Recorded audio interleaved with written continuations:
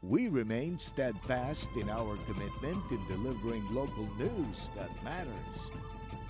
Stories that inspire.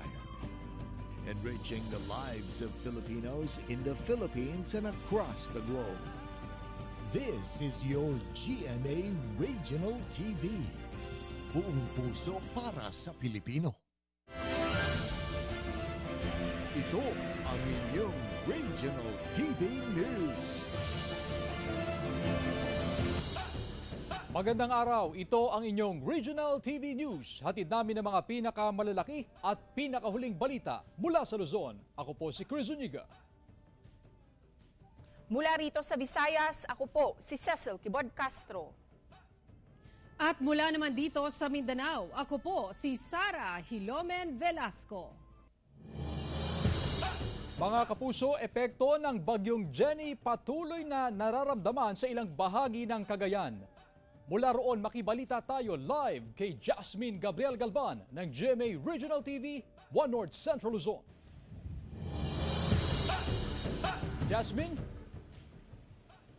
Chris, ramdam na ang epekto ni Bagyong Jenny sa iba't ibang bayan dito yan sa probinsya ng Cagayan. Sa katunayan, dito sa bayan ng Santa Ana, simula pa kaninang madaling araw ay malakas na ang hangin dala ng bagyo. Mataas at malakas na rin ang alon sa baybayin. Kaya naman, bagamat walang na-experience na pag-ulan sa ngayon, double time yung mga mangingisda sa pag-secure ng kanilang mga bangka. Kwento ng mga mangingisda, Chris, kahapon daw, good ang weather condition dito sa bayan ng Santa Ana, kaya't hindi nila itinaas sa mas mataas na bahagi yung kanilang mga bangka sa pag-aakala na hindi naman matindi yung effect ni Bagyong Jenny. Pero kaninang madaling araw, Chris, ay tumaas na yung alon sa baybayin. Actually, hanggang sa mga oras nga na ito ay talagang kapansin-pansin yung malakas o yung strong current ng alon sa baybayin. More than 200 na bangka ang itinataas ngayon ng mga mangingisda. Dito lamang yan sa may barangay Palawig. Samantala, Chris,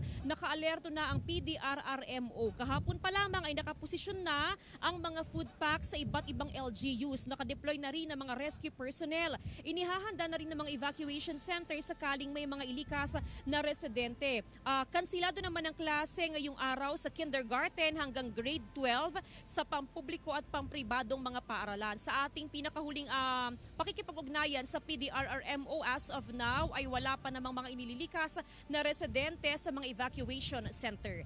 Yan muna ang latest mula dito sa probinsya ng Cagayan. Balik sa iyo, Chris. Maraming salamat at ingat kayo. Jasmine Gabriel Galban ng GMA Regional TV, One North Central Luzon. Lalo pang lumakas ang Bagyong Jenny habang lumalapit sa extreme northern Luzon. Tutukan sa report. Mga kapuso, lalo pang lumalakas ang Typhoon Jenny habang ito'y lumalapit sa extreme northern Luzon.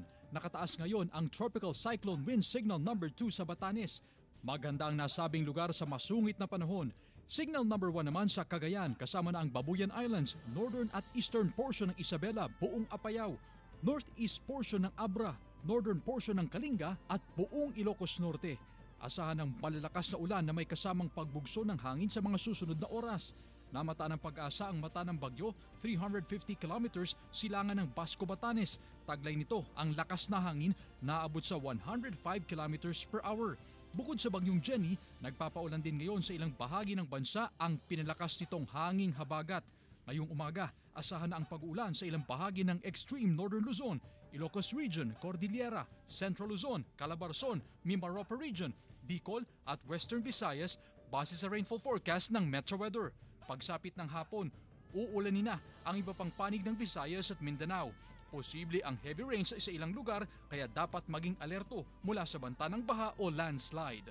Mula sa GMA Regional TV 1 North Central Luzon, Chris Zuniga, nagbabalita para sa GMA Integrated News. Nauwi sa trahedya ang picnic na mag-anak sa tabing dagat sa Santa Catalina, Ilocos Sur matapos na malunod ang kanilang padre de pamilya.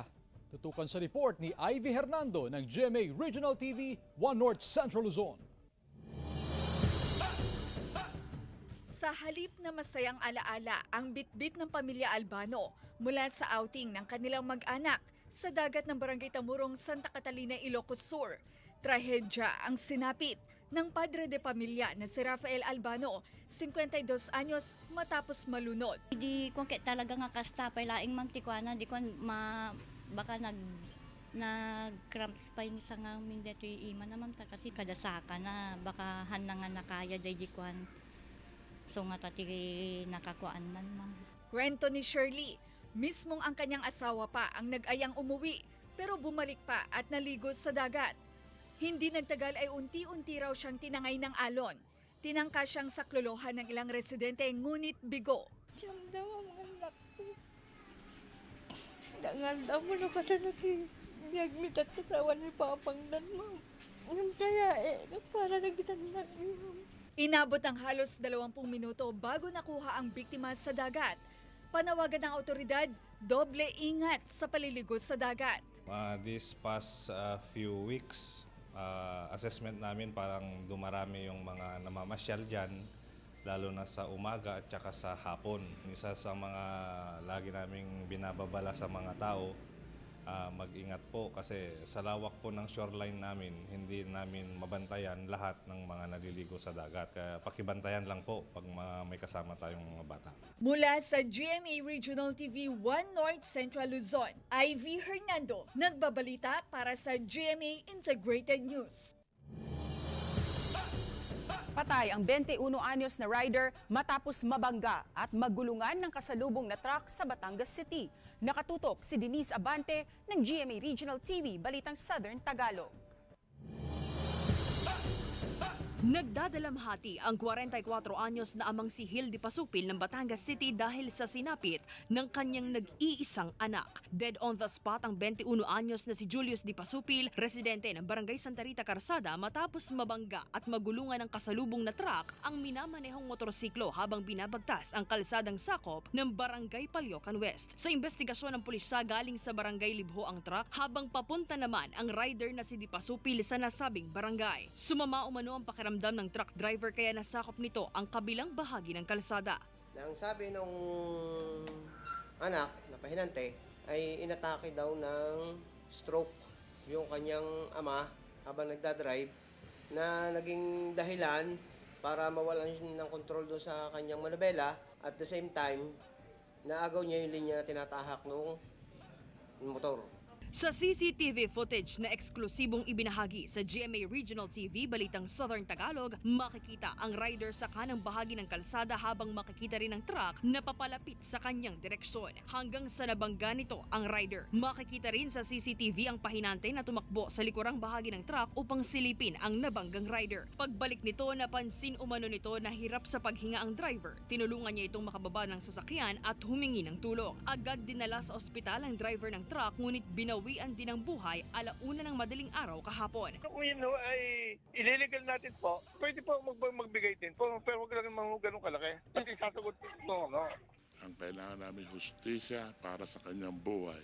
Hindi ang buhay kung ano man. Tao yan. Hindi siya nagkamali. Kailangan panagutan nila. Mula sa GMA Regional TV, Balitang Southern Tagalog, Denise Abante, nagbabalita para sa GMA Integrated News.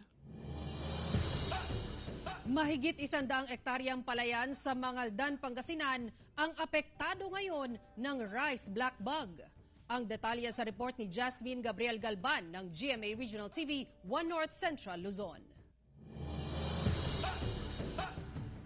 Tapos nang mag-ani ng tanim na palay ang magsasakang si Mang Pepito mula sa Barangay Salay, Mangaldan, Pangasinan. Sa kabuuang kalahating ektaryang sakahan, mahigit 30 sako lang ng palay ang kanyang naani, kumpara sa mahigit 70 sako sa mga nakalipas na cropping season.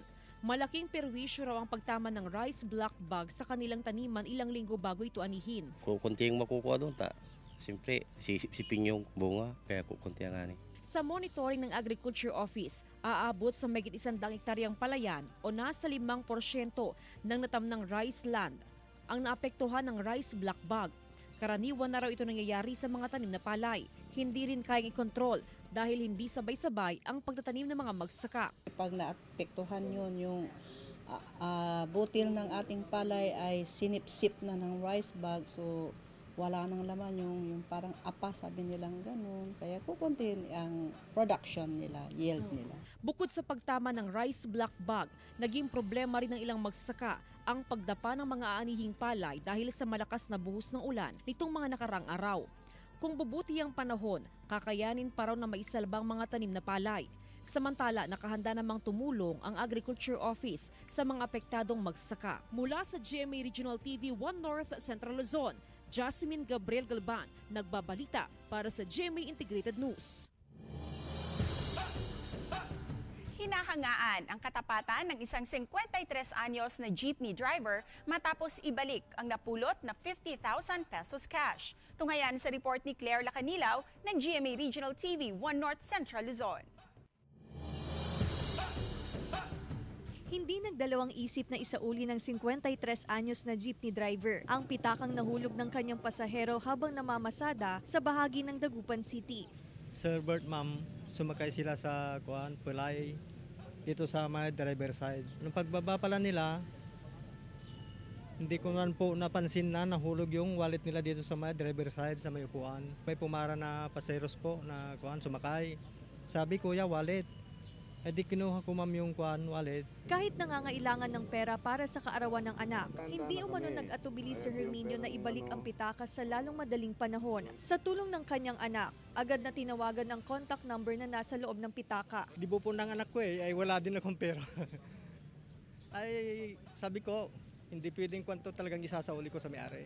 Nang maibalik sa may-ari, hindi niya akalain na abot pala sa mahigit 50,000 pesos na halaga ng cash ang laman ng pitaka. Labis ang pasasalamat ng may-ari na naibalik sa kanya ang pitaka. Hinangaan at kinabiliban naman ang katapatan ng jeepney driver. Talagang bilib ako sa kahanisan nila.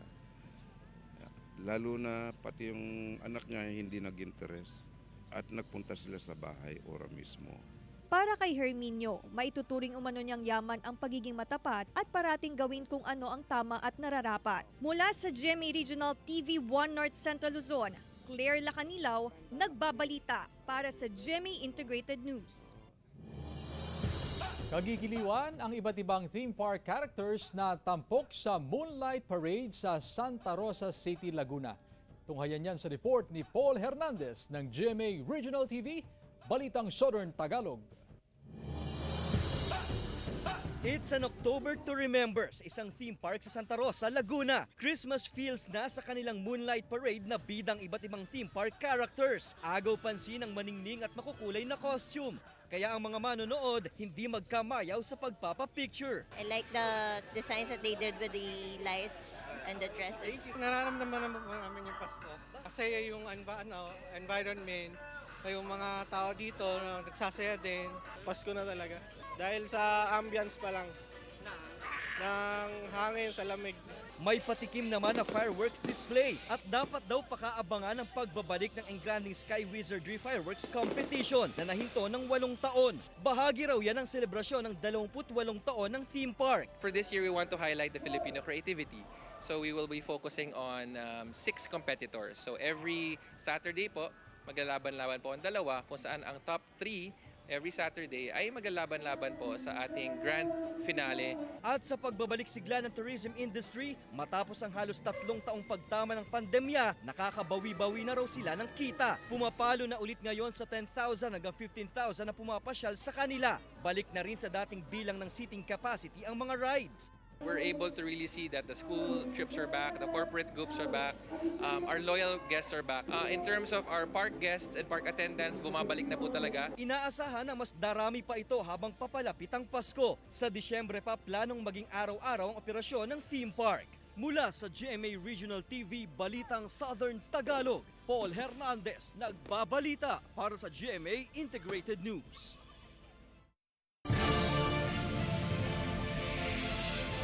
Ito ang inyong Regional TV News.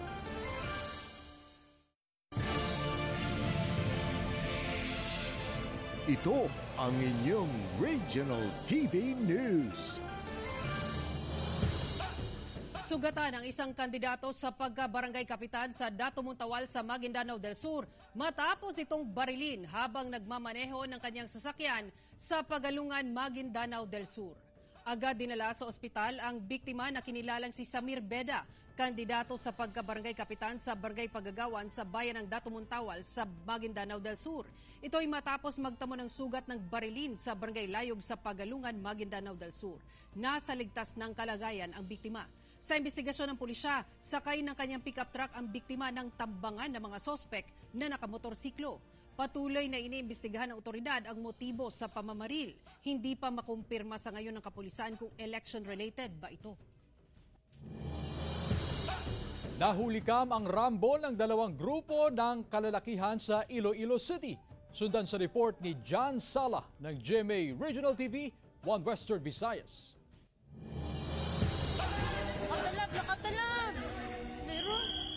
Sakol sa video ang pagsusuntukan ng grupo ng kalalakihan sa Smallville Complex sa Mandurriao, Iloilo City, linggo ng madaling araw. Makikita sa video ang paghahamonan at pagsusuntukan ng mga lalaki. May pulis naman sa lugar pero halos nahirapan ng mga ito sa pag-awat sa mga lalaki. Lumalabas na nasa impluwensya ng alak ang mga sangkot. Nasa kustodiya na ng Mandurriao Police Station at nakasuhan na ng alarming scandal ang 4 na mga sangkot na lalaki. Ang other group diri nagalit sa isa ka Ristobar. Ang isa ka grupo diri man sa may pihak na Ristobar. So nakita na lang sila dito nga area, may hindi pagintindihan na isa tunga nila. That's why nagresulta ini isang pagtinapungay. Dahil sa kaguluhan, sinabi ng isang caretaker ng isang hotel sa lugar na nagrereklamo ng ilan sa kanilang guests. Daw perwisyo gina kun bagay. Kay ti magpinungkuyan na ida karon ang aton di nga kanibon di nga amon di nga mga tenant ni masalabat bala. Ayon sa hepe ng Mandurriao Police, walang problema ang pagkakasiyahan o pagparty pero paalala nito na dapat iwasan ang masangkot sa gulo. Starting subong zero tolerance na kita sa mga bagay o sa mga tao nga gusto mag-disrupt sang aton nga peace and order diri sa ginakapik naton nga nightlife capital sa Panay Island. Mula sa GMA Regional TV 1 Western Visayas, John Sala, nagbabalita para sa GMA Integrated News. Night flight operation sa Zamboanga International Airport ibinalik ngayong Oktubre matapos ang rehabilitasyon ng runway. Ang detalye sa report ni Efren Mamak ng GMA Regional TV 1 Mindanao. Sisimulan na ng Civil Aviation Authority of the Philippines o CAAP Region 9 ang mga panggabi na biyahe ng mga eroplano o ang night flight operation sa Zamboanga International Airport. Ayon sa CAAP 9, ang kasalukuyang daytime flight sa paliparan ay nagsisimula mula alas 6 ng umaga hanggang alas 6 ng gabi. Pero simula Oktubre 1, aabot na hanggang alas 9 ng gabi ang flight sa naturang paliparan. Oktubre 2019 nang ihinto ang night flight operation sa Zamboanga International Airport matapos isa ilalim sa rehabilitasyon ang 2.6 kilometers na runway nito. Noong 2022, muling ipinagpatuloy ang rehabilitasyon at natapos nitong 2023. It was cut to 1,800 meters na lang due to the development project in Zamboanga. So from an asphalt, they want it to have the Portland cement concrete pavement. Dagdag pa ng CAAP 9, kumpleto na sa ilaw ang runway, maging ang mga marking nito. Umabot sa 214 million pesos ang budget sa nasabing rehabilitation project. At kabilang rito ang runway strip correction at rehabilitasyon sa arrival area ng passenger terminal. Ang night flight operation ay makatulong daw sa pagpataas ng tourist arrival sa Zamboanga City, lalo na at inaasahan ang pagdagsa ng mga turista ngayong buwan ng Oktubre para sa pagdiriwang ng Hermosa Festival 2023 sa lungsod. Mula sa GMA Regional TV 1 Mindanao, Efren Mamak nagbabalita para sa GMA Integrated News. Inilunsad ng Lapu-Lapu City Police ang kontra-bigay desk para sa mas mabilis na pagre-report sa kaso ng vote buying. Pangungunahan ng Investigation and Detective Management Unit ng Lapu-Lapu City Police ang kontra-bigay desk. Layunin nito ang mabilis na pag-report at pagtugon ng kaso ng vote buying kaugnay sa nalalapit na barangay and SK elections. Noong nakaraang Sabado nangako ang mga kandidato ng Lapu-Lapu City na tutulong sila sa otoridad para masigurong mapayapa at matiwasay ang eleksyon sa Oktubre. Paalala ng pulisya at COMELEC na sa October 19 pa magsisimula ang campaign period na magtatapos sa October 28. O ang flagrante director, makita na mo, pwede na mo ang police mobile.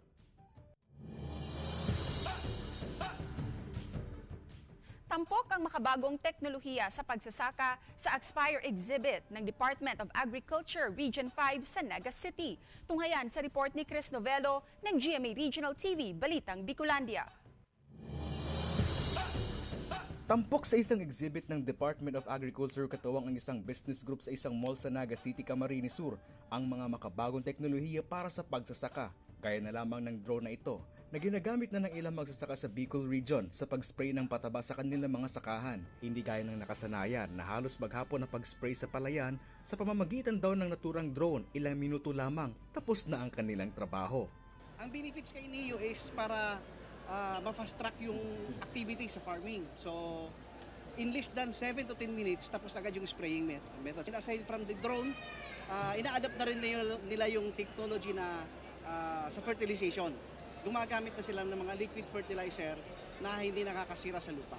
Ikinatuwa naman ng Department of Trade and Industry ang mga ganitong inobasyon sa agrikultura. Nagpapakita lamang daw ito na bukas ang sektor ng agrikultura sa mga makabagong teknolohiya na makakatulong hindi lamang sa kanilang trabaho, kundi maging sa mas mataas na produksyon ng kanilang mga produkto. There would never be selling and promoting of products without the backup of agriculture. They can never process products without the raw materials being produced by our farmers. Mula sa GMA Regional TV Balitang Bicolandia, Chris Novello, nagbabalita para sa GMA Integrated News.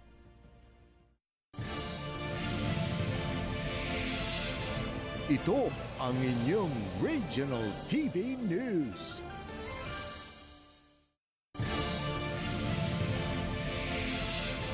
Ito ang inyong Regional TV News. Patay ang isang motorcycle rider matapos magulungan at makaladkad ng trailer truck sa Davao City. Sa dashcam video, makikita ang trailer truck na nasa gitna ng 3 lanes ng Carlos P. Garcia Highway pa southbound sa Buhangin, Davao City alas 11:40 Sabado ng gabi. Maya-maya pa sumulpot ang nag-overtake na motorsiklo sa innermost lane. Dito na nawala ng kontrol ang rider kaya bumangga ang minamaneho nitong motorsiklo sa Center Island hanggang sa tumilapon ang rider sa ilalim ng trailer truck at nagulungan at nakaladkad ng nasa 10 metro ang layo. Dead on the spot ang rider na kinikilalang si Ariel Peligro, 28 anyos, na taga Moncayo, Davao de Oro. Willing ang family sa mga riders nga file og kaso sa korte. So far sa ilang nakita sa CCTV, dili man gyud tubong sa katong concern no, isa ka driver nga banggaan niya ang maong driver sa motorcycle, sir. Halos 11 million pesos na halaga ng shabu ang na-recover sa drug buy-bust operation sa Estancia, Iloilo. 2 high-valued individuals arestado. Ang detalye sa report ni Chris Novello ng GMA Regional TV Balitang Bicolandia. Umabot sa 10,880,000 pesos na halaga ng pinaniniwala ang shabu ang nakumpiska ng pulisya sa buy-bust operation nito sa Barangay Takbuyan, Estancia, Iloilo. 2 high-value individuals naman ang naaresto ng mga otoridad. Isa sa mga ito ang 2 taon na raw na courier ng illegal na droga na nagmula pa sa Muntinlupa. Kabilang sa mga na-recover sa mga suspect ang 1.6 kilograms ng shabu at buy-bust money. Ayon sa Iloilo Provincial Police Office, sa kabila ng malaking recovery sa isinagawa nitong operasyon, wala naman daw na itong namomonitor na organisadong grupo na nag-ooperate sa probinsya. It is a good manifestation nga may dako nga development ang aton nga intelligence gathering kapag develop sa mga personalidad sa illegal nga droga. Arestado ang 4 na kataos operasyon ng mga otoridad sa pininiwalaang drug den sa Barangay Bacolod sa bayan ng Irosin, Sorsogon. Na-recover sa mga suspect ang 14 na sachet ng pininiwalaang shabu na tinatayang nasa 102,000 pesos ang halaga at mga drug paraphernalia. Kasalukuyang nasa kustodiyo na ng mga otoridad ang mga suspect para masampahan ng kaukulang kaso habang patuloy naman ang monitoring ng PIDEA sa supplier ng droga sa probinsya. May monitoring na kami doon at Sa mga darating na araw po, yun yung magiging subject naman po ng aming anti-drug operation. Mula sa GMA Regional TV Balitang Bicolandia, Chris Novello, nagbabalita para sa GMA Integrated News. Ilang mangingisda ang nagkarerahan sa Bankathon sa pagdiriwang ng 139th araw ng Santa Cruz sa Davao del Sur. Naritong report ni Argel Relator ng GMA Regional TV, 1 Mindanao.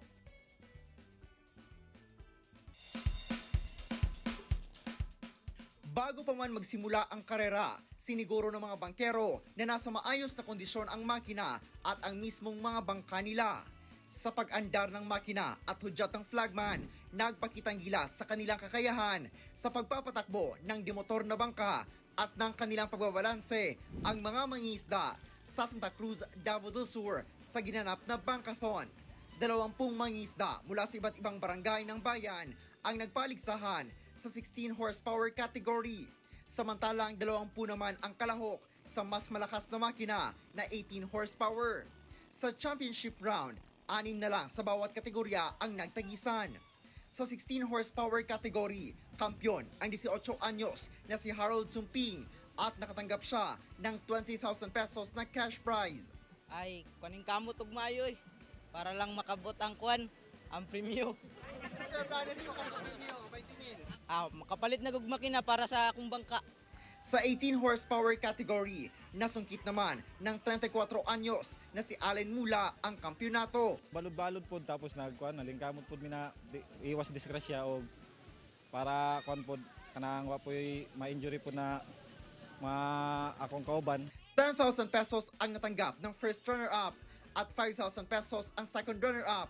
Nakatanggap din ng consolation prizes ang mga hindi nanalo. Ang pangyabi ang klase-klase na fish kids, palaisdaan o naapoy agrikultura. Ang naturang aktibidad ay bahagi ng pagdiriwang ng 139th araw ng Santa Cruz. Mula sa GMA Regional TV 1 Mindanao, Argel Relator, nagbabalita para sa GMA Integrated News. Mga kapuso, 83 days na lang, Pasko na. Samantala, mapapanood niyo po ang episode na ito sa official website ng GMA Regional TV, www.gmaregionaltv.com. Pwede rin kayong bumisita sa aming official YouTube channel, GMA Regional TV, at i-click ang subscribe button para sa pinakamainit na balita mula sa mga rehiyon. Nais naming pasalamatan ang mga kapuso sa iba't ibang panig ng Pilipinas, maging ang mga kapuso natin abroad. Dahil sa GMA Regional TV, Local News Matters. Kami ang Regional TV News, buong puwersa para sa mas malaking misyon at mas malawak na paglilingkod sa bayan.